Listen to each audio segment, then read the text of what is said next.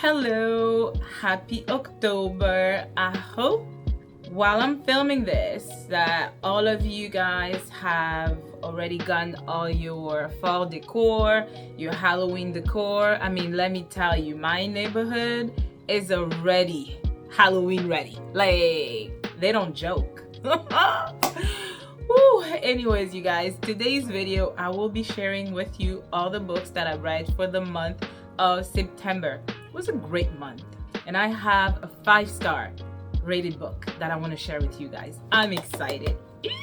So don't go anywhere.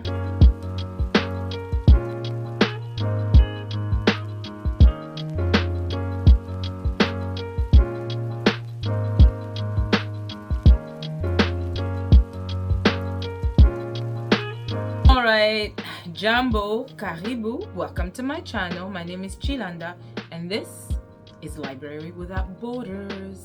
Anyways, you guys, so how you doing? You doing great? Let's talk about books because I know that's what you guys are here for. So in the month of September, I read 9 books. Let me correct that. I read 6 physical books and listened to 3. And usually the books I listen to are usually free. They're those free Audible thriller books. I rarely find historical fiction or fiction literature or non-fiction. I do sometimes find non-fiction, but mostly the books that are free on Audible are in the thriller category. And most of those books are actually international thrillers. Like the 2 books that I've listened to, I think one is set in Australia, Sydney, and maybe the other one as well, if not London and UK. And most of the thrillers that I've read are really just international thrillers, and some are, local thrillers. But yeah, that's what I wanted to talk about. So if you guys have watched my last video, it was me sharing, I believe, 4 books with you. I talked about all these 4 books with all of you guys, and I want to just quickly run through them because the reason why I talked about these books in my previous video, it was for me to avoid having a long wrap up because y'all know I can talk.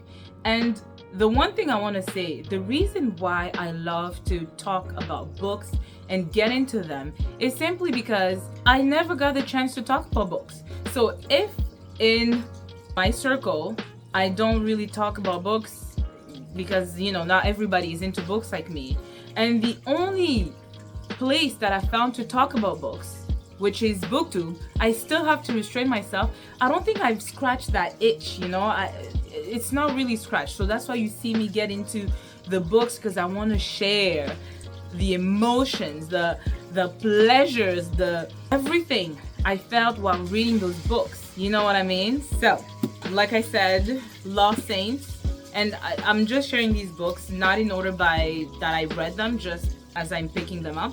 Lost Saints by Elizabeth Bell. Y'all know I am crazy about this series, and this is the 2nd book. I've already talked about it, but we basically follow the priest Joseph and Tessa, the girl he's in love with, and we follow their story in this book. And it is fraught with forbidden love, sinful temptation stuff. And what really struck me about the book, apart from the whole book, was the way Joseph and Tessa conversed with each other, the way they communicated with each other. They would say all these poems to each other, like whether it was from the Book of Solomon, they would read, and I enjoy that a lot. The way they were with each other, their love for each other, the way Joseph, who's a priest, the way he just catered to Tessa, and the way I was rooting for them. But the author was like, that's not what I'm gonna do here. And she literally ripped my heart in this book. She ripped my heart, did not mend it. No. In fact, she simply sewed it. So my heart has like patches, okay, if that makes sense. But yeah, this book is actually it's a 4.75 out of 5. And I don't even know why I'm not rating it 5, but I'm just simply being mad at the author because she did what she did, okay? But it's a 4.75 out of 5. Y'all know I talked about this book, Never Caught. I painted that picture of a runaway slave and what a runaway slave could be faced with when they took that decision of running away.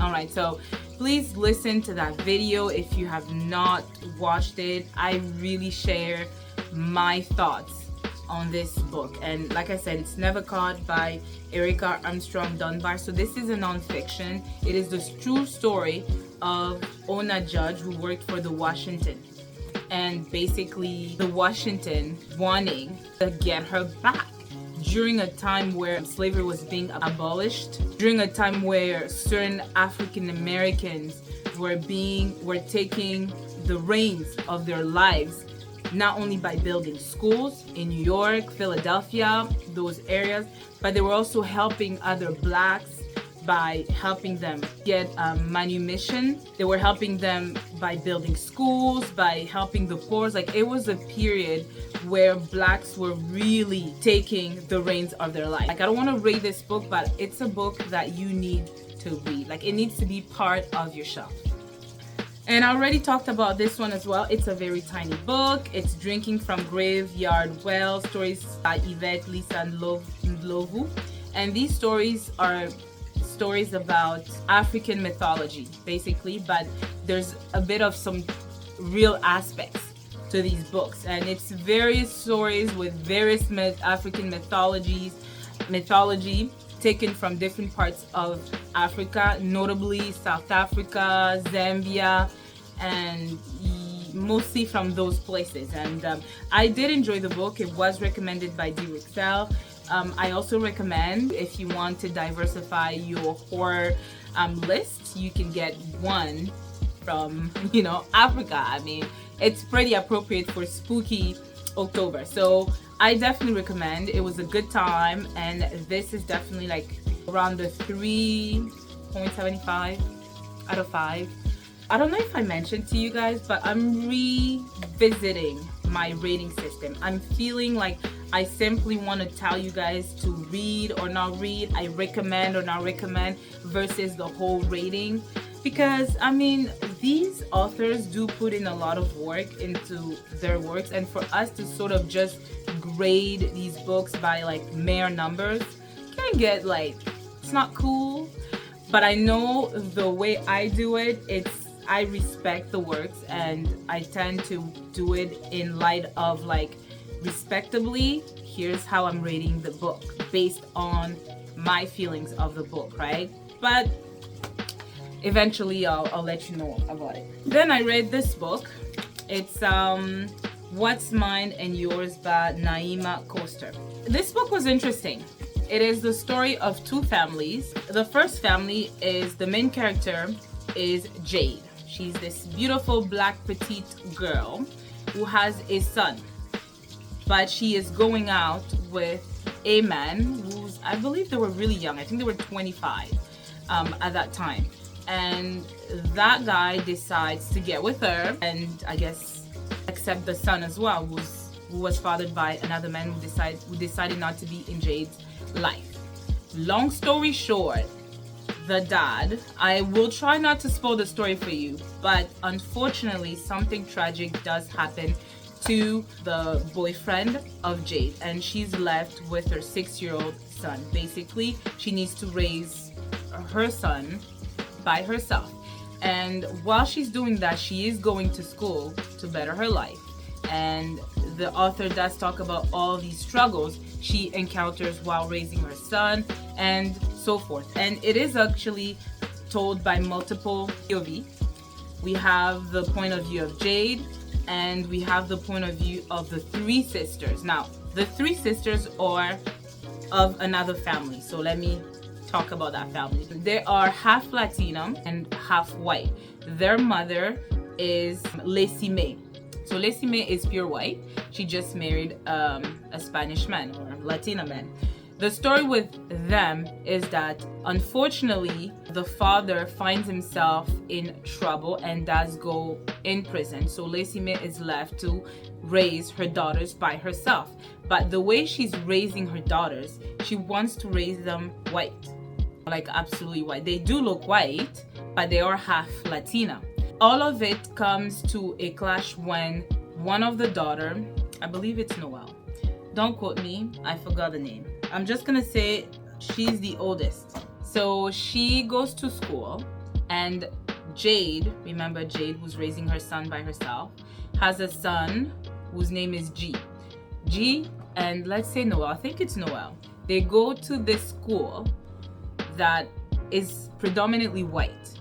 So now there's this whole council of white parents who do not want the school to be basically diversified. So they're having like this whole meeting and things like that. And Jade does participate, and Jade does have arguments that she gives.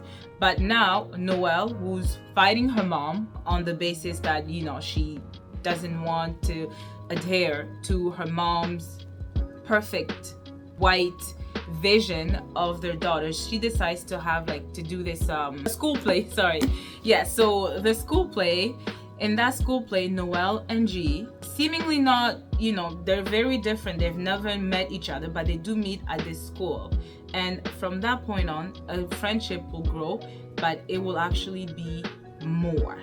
And there's a lot of things that unfolds, like, because this story unfolds through many years, you know.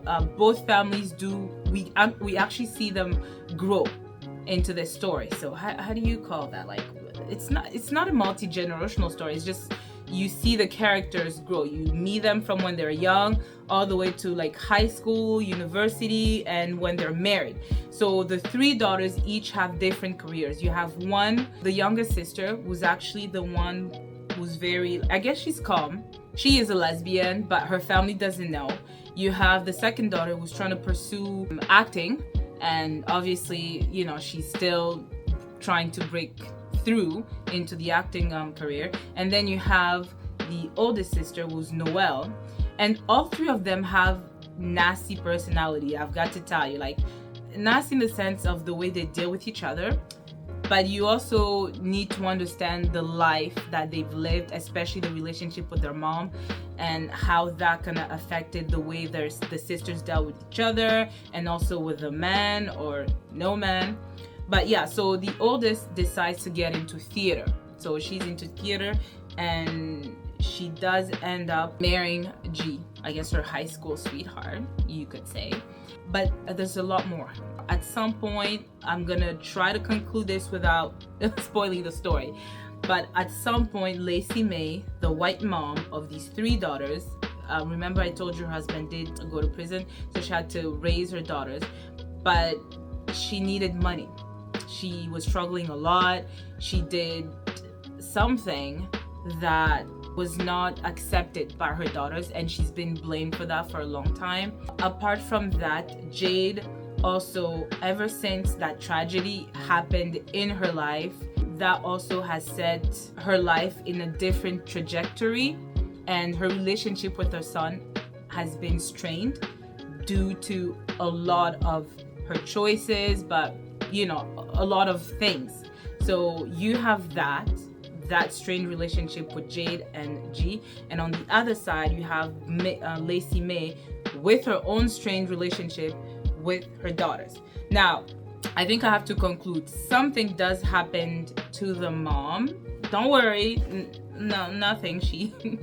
Something does happen to her, and the daughters will have to basically come back and try to get to the bottom of their issues. And for Noelle, she will have to try to see if the relationship, her marriage to G, will stand or not stand, because they also have a strained relationship. Her and G, her high school sweetheart, who became her husband, things also are not always harmonious, right? And at the same time, the younger daughter, sister, has to also come to terms with the fact that she does like girls, and is she ready to tell her family about it? You know, plenty of things. And for Jade and her son, they also have to come to a solution and decide if or when or how they will save the relationship between mother and son. So I hope that gave you enough for you to want to pick up the book. I just had a little something with the writing, but apart from that, I think it's a great story to read about. You know, you do see a different kind of racism, not different, but the typical racism that happens in America: white, Latina, black. Anyway, so I would rate this 3 out of 5.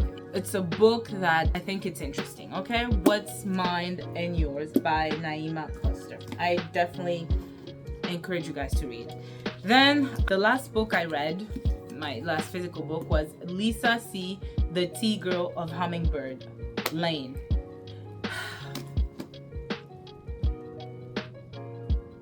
Lian.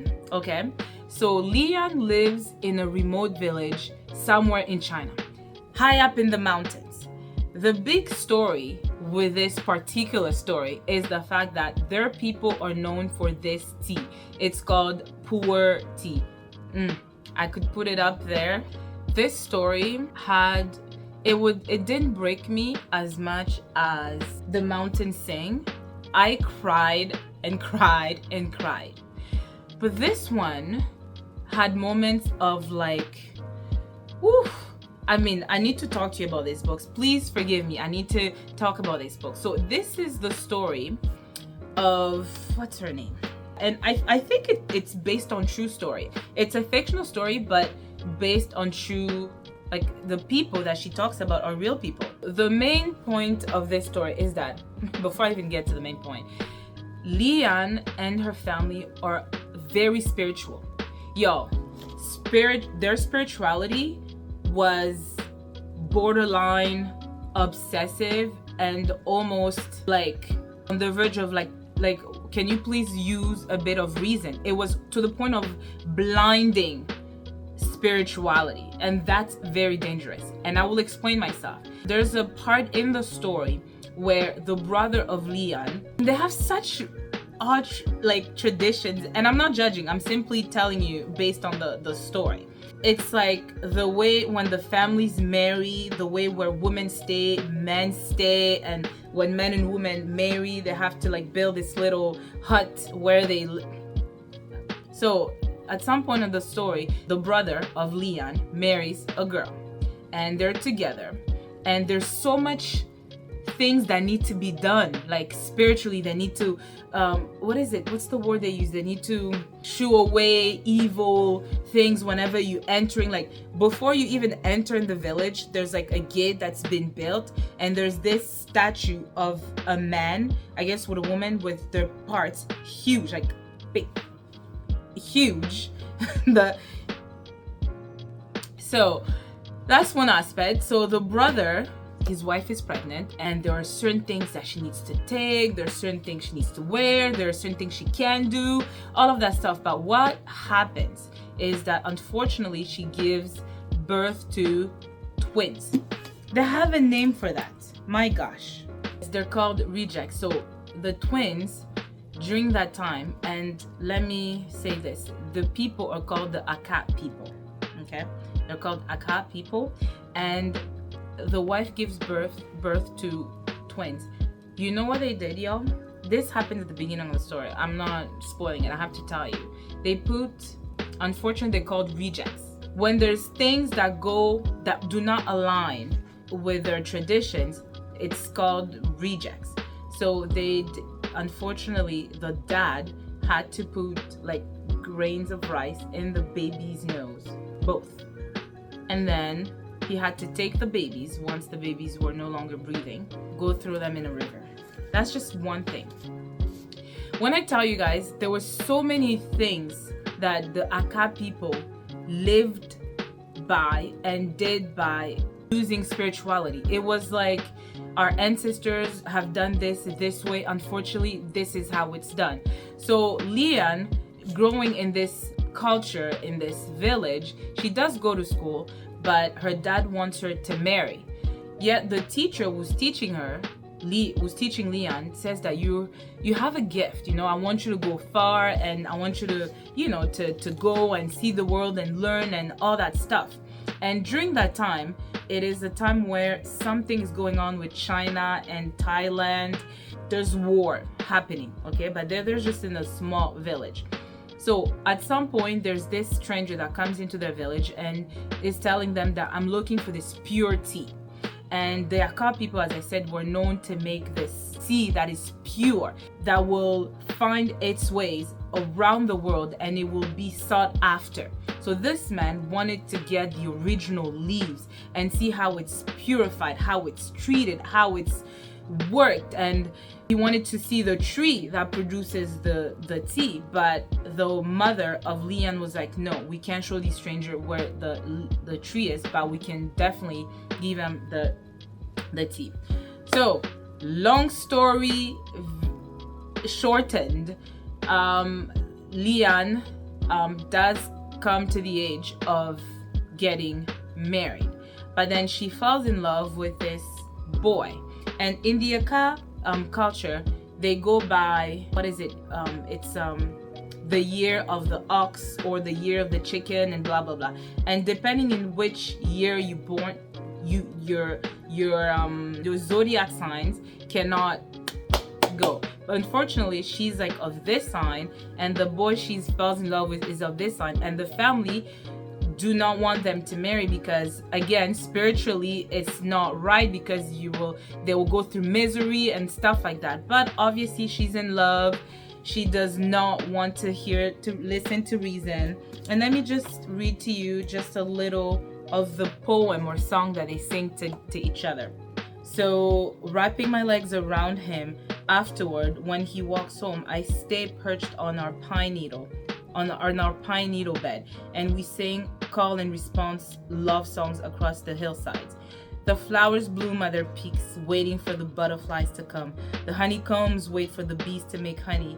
A beautiful flower calls to her love.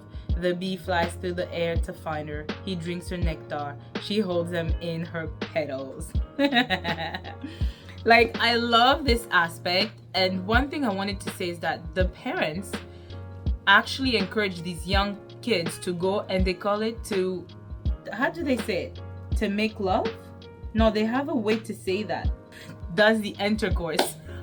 It's just, they spoke about it matter of fact. They are encouraged to go like somewhere and actually do the intercourse. So anyways, long story short, you guys, like, this book, I'm gonna get to the gist of it, okay? I need to really wrap this up, y'all. She does get together with the boy, but the boy has to go somewhere because he wants to make a life, he wants to bring back a fortune, like he wants to become a man. So he promises that he's gonna go seek, money and come back for the young girl. But at the same time, the young girl was supposed to study and take the test that will get her to study not abroad, but like outside of her village. Unfortunately, she fails the test, and then when the man comes, he finds out that she didn't pass the test.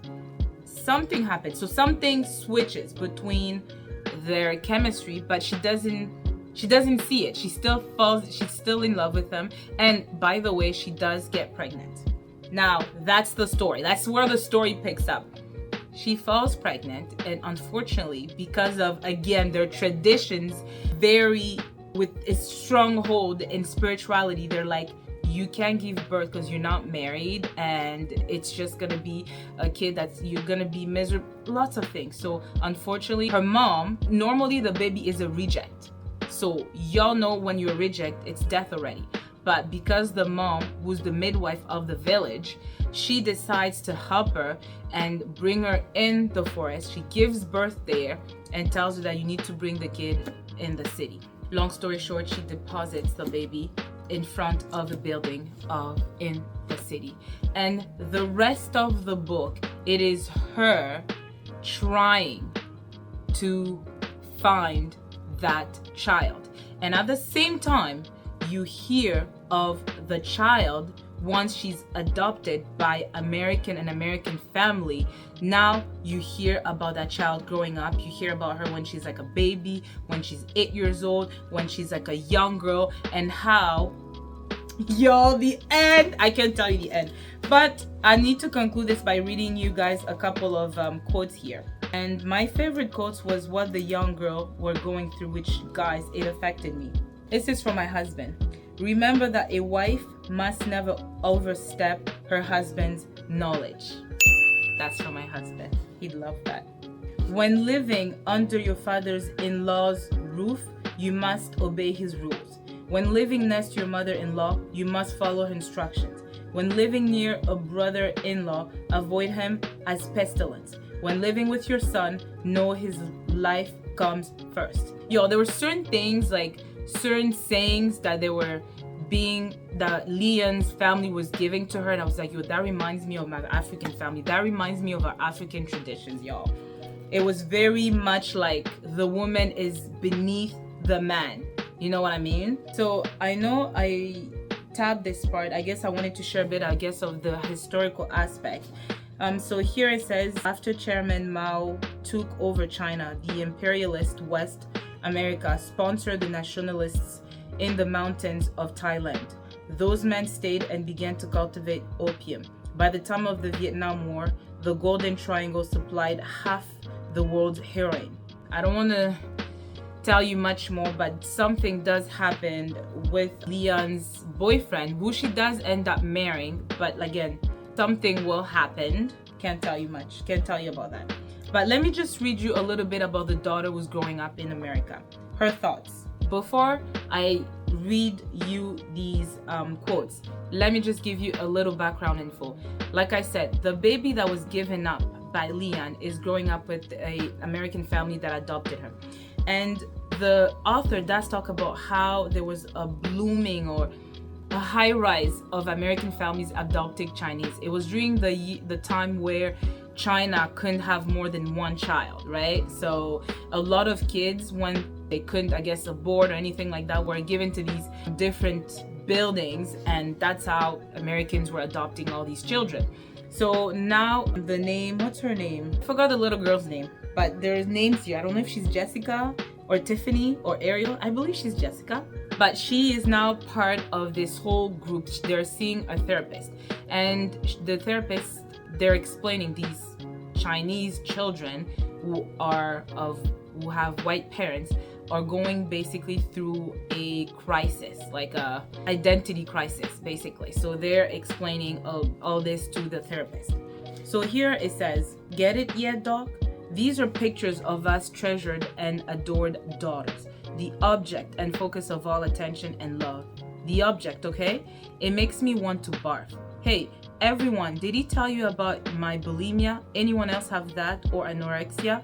I hate to say it, Tiffany, but you're a bit cadaverous. So here they're just talking about how certain families would put the pictures of their Chinese children and talk to their friends, and how they're objectifying sometimes these children, and they have all these, not prejudice, but they know that, for example, Chinese children are known to be intelligent, so they have all these high expectations of all these children. They know that they're musically inclined. They know that there needs to be engineer. There's like these typical preconceptions that these families have about their Chinese children. They are projecting it onto these children, and these children are like, they can't even be themselves. One other aspect here, guys. Here, there's a girl, I think Tiffany, she says, for the Chinese girls in my school, no question is more important than the color of their skin. Who has a complexion as pale as the moon? One girl, a red princess, and the great-granddaughter of someone who walked side by side with Mao on the Long March. Okay, we get it. You're a big deal. Wins that prize hands down. I know lots of girls whose mothers take them to doctors for treatment to lighten their skin. Lighten their skin? How do they do that? And all the American-born and Chinese-born girls make fun of us adopted Chinese girls because darker skin marks us as the daughters of peasants.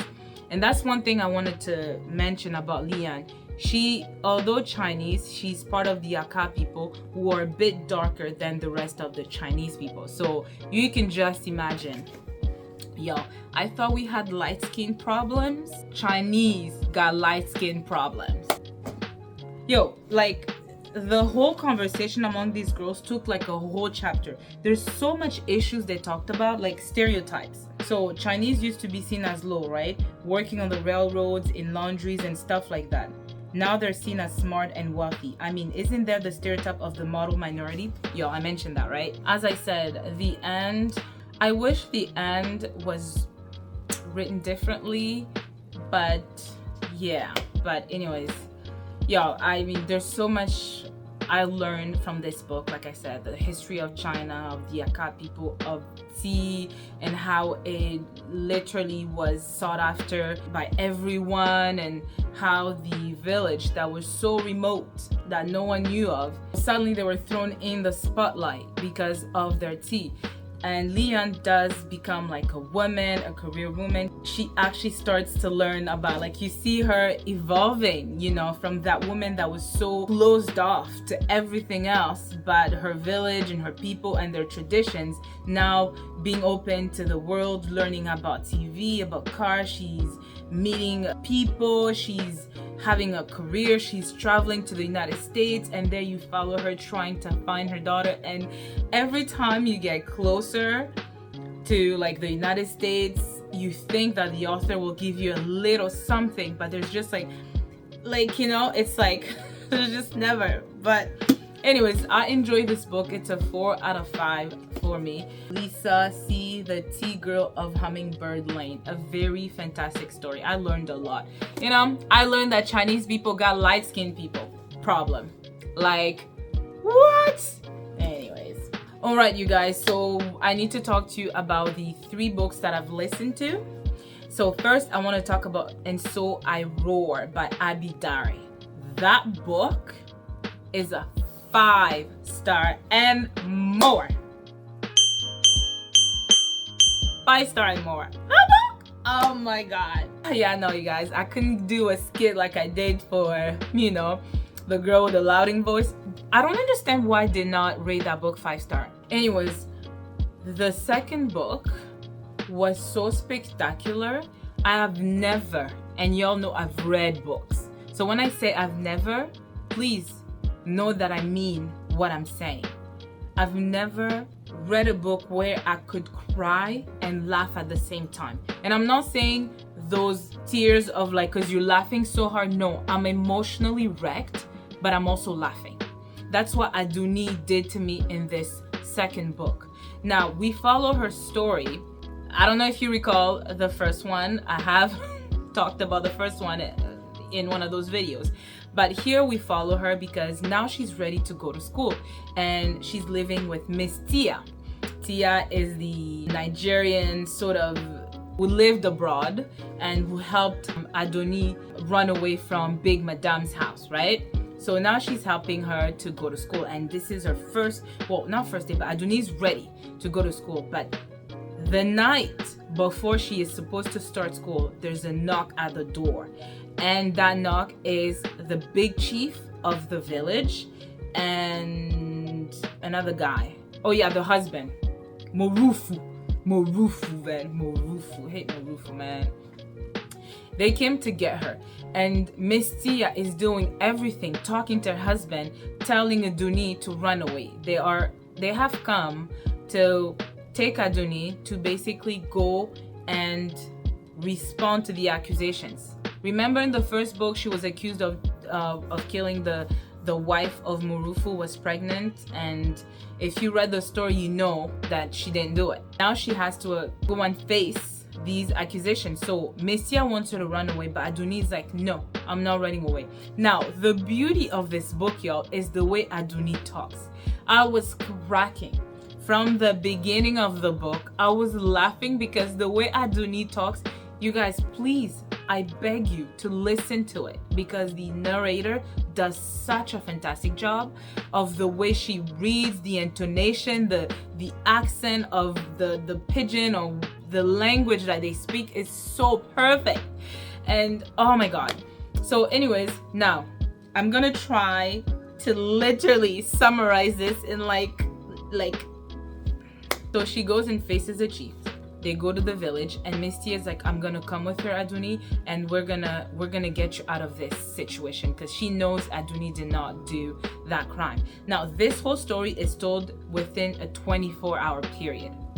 My gosh, you guys, I got to meet some young girls in this story.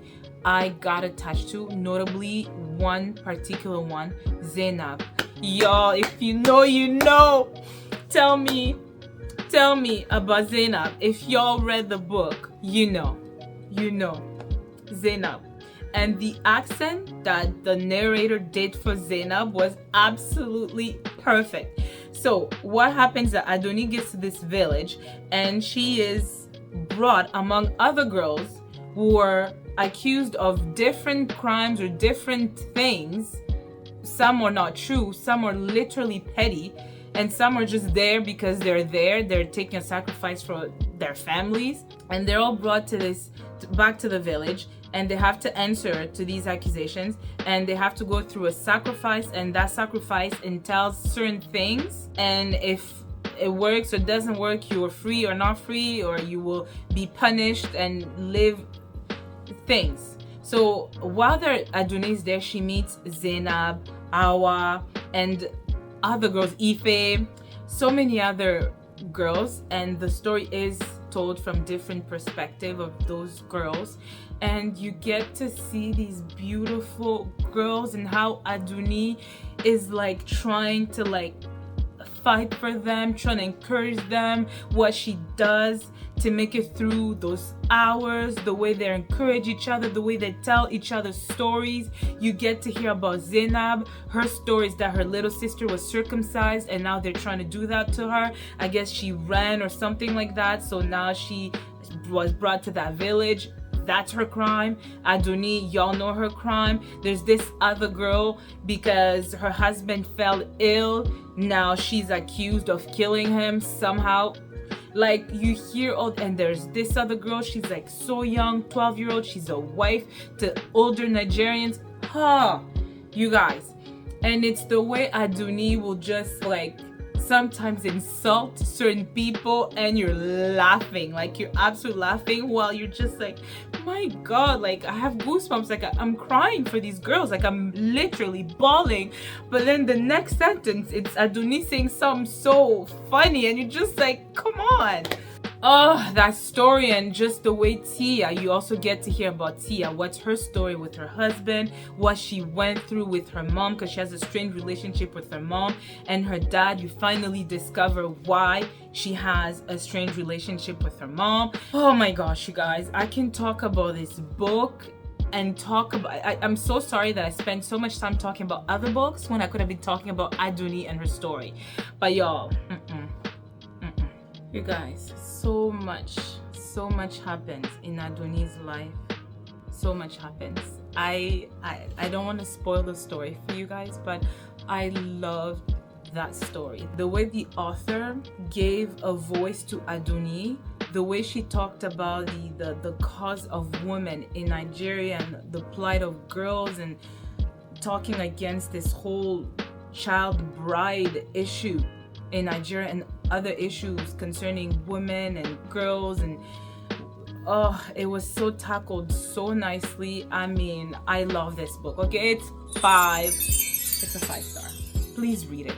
No, please listen to the book. So that was one of my anticipated books to read this year, so I'm so happy I read And So I Roar. I listened to it, and I will recommend 1,000 times to listen to that book. The narrator does a fantastic job. All right, so 2 more books, guys. I'm just gonna briefly talk about them.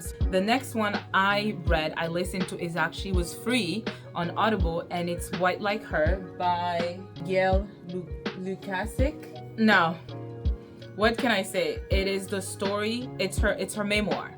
I'm not sure how many of you read her book. There's actually, I want my husband to do this, there's actually a little clip that you can find on YouTube about her story, and it's her uncovering the history of her family. I'll tell you one thing, if your family's been in this country a long time, there's some secrets in your closet that you don't know about. That's my family's story. I was raised in Parma, Ohio. It was the kind of neighborhood where everyone was white. Mom stayed at home, and I felt very close to my mom. I really did. But she had a certain mystery.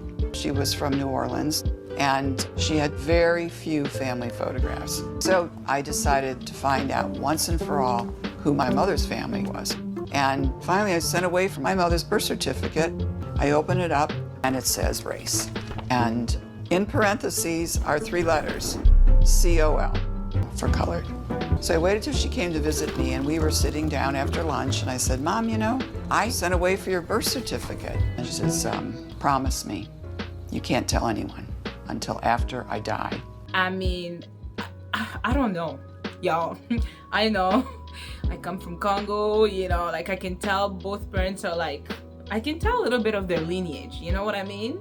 I'm sure, you know, but like what this girl had to go through by discovering, and she discovered that she has Black ancestry.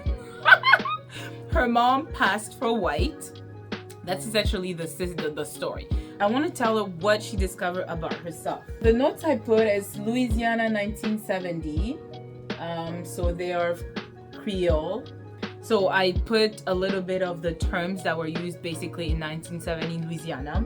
If you had like a drop of Negro in you, so you either were colored, mulatto, Afro-American, a quadroon, Black, Negro, Griff, Mestizo. During that time, she would have been considered Black. Even though you look at Gail, she ain't Black. And she said when she did her ancestry, her DNA test, she is 86 European, 4% Central South Asian, 2% Middle Eastern, 9% African. And she talked about a lot of the terms that were used back then. Y'all can imagine growing up in Louisiana during that time as a person with just one drop of Black. Even though you don't look like Black, you are tainted. That was the term she used. You're tainted and you were considered Black. Like, so she explains the history of her mother passing for white and why. We already know the story of people who pass for white. You know that you have better chances of a better life, of better jobs, of just anything better. So if you look white and you can't pass, what are you gonna do? You know what I mean? What are you gonna do? So she also talks about discovering like her great grandfather, and I mean there was a lot of details about her family lineage. Like, I don't know, y'all.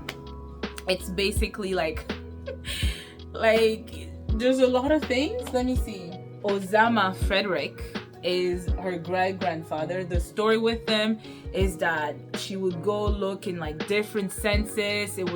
He was either sometimes named colored or white or like all these things. He talked about Ozama Frederick were enlisted in the army and signed up as white but died as Black.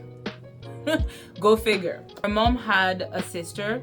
The sister remained who she was while her mother passed for white. And the thing that also Gail touches upon is like her mom marrying a white man.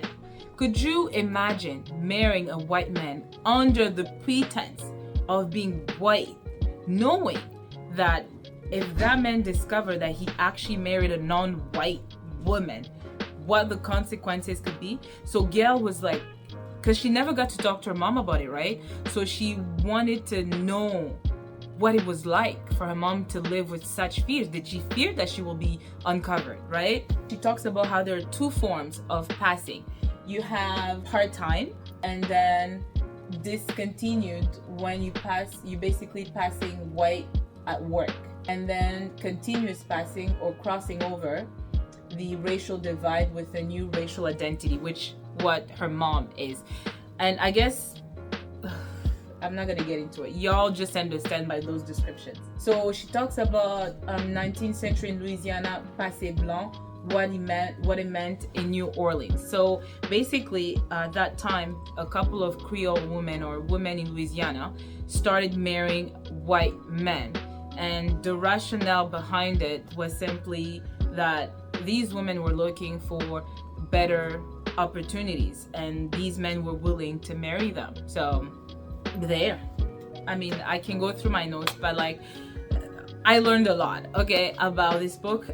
even though a lot of the things she had mentioned, I had read a lot, like especially the terms mulatto, quadroon, I had sort of first had my introduction to that when I read Island Queen by Vanessa Riley. She spoke about that in Haiti and Saint-Domingue, and how these white men would marry black women and make children, and all these 50% white will marry white, the whole thing.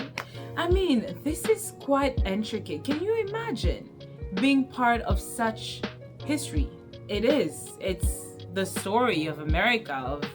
It's incredible, it's an incredible story. I recommend. It's an interesting, it's like I said, it's very detailed in her family lineage and a lot of like the research that she did, but it's very interesting. Lastly, I read, I forgot the character's name. The story is Husband and Wife by K.L. Slater, and essentially it is a thriller, right? So I can't really get into too much details. We have this young couple who are married. The way the story starts is that they come and drop the son at the husband's parents' house, and unfortunately when they leave, there's an accident that happens, a car accident that happens. While this is happening, you discover that the parents have a strained relationship with their son. I need to find names for the sake of me telling you the story. Let's say the husband, his name's Dan. Okay, I'm so sorry that I forgot. I was trying, and I'm looking at the synopsis. They're not even saying the names. Like, jeez. You have to listen to the audio to recall the names, but let's just call him Dan. So the parents of Dan are babysitting their grandson, and on the news they discover that they're talking about like a girl who got killed. Apparently she was strangled, and they're looking for a missing scarf, blah blah blah, that will help in discovering what happened to this girl. Now, as the story unfolds, you discover that, let's call her grandmother, her son is involved in the accident. The son does get into an accident with the wife, and they're in the hospital right now. And at the same time, while the grandmother is learning about the accident that happened to a girl with a scarf, she goes to the hospital and she is talking to her son, basically trying to discover what happened, how come they were into an accident. And she is keeping their child, basically her grandson, so she knows that they're not going to be coming back now because they're in the hospital. So she's like, okay, I'm going to go to your house, grab more clothes for the child, her grandson. No problem, she leaves them. They're okay, even though her son is in a coma. Her daughter-in-law is in the hospital, but she's a little better. So she goes into the house of her son. She goes and grabs the kid stuff, and while she's rummaging through stuff, she gets into the garbage outside and discovers the scarf.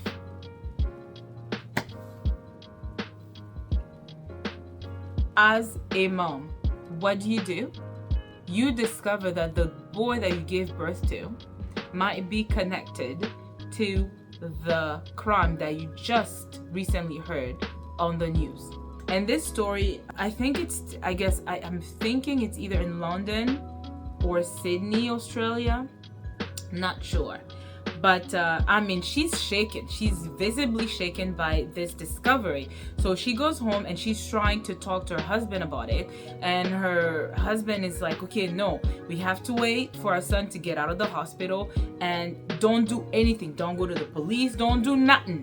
Okay? The twist, you kind of have to read the story if you're interested to discover who is responsible for the death of that young girl. Is it the son? Is it the daughter-in-law? Maybe the grandfather?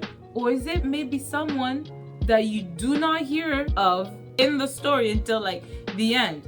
I don't know. I know, but you guys have to read to discover it. So in terms of a thriller, it kept me interested, and I will rate the book. The thrillers they're not really my genre of books, but they're interesting enough for me to rate them like 3 out of 5. That means you can read it and be captivated by the story. This video took too long, and that's what happens when you read 9 books, okay? Usually I read less than that, like 7 books, okay? But there you have it, you guys. I have wrapped up all the books that I've read for the month of September.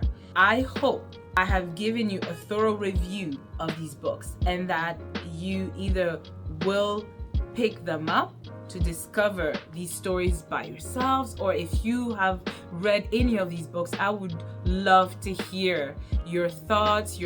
I would love to read from you guys. You know, that's the reason why we do these videos. We want to interact, so please leave me comments so I may talk some more about these books in the comments with you guys. On this note, I hope you enjoyed this video. Forgive me if it's too long, and in fact, just to show me that you stayed for the length of this whole video, leave me for Aduni. Leave me a Nigerian flag just to show that love for Aduni, for Nigerian girls, please.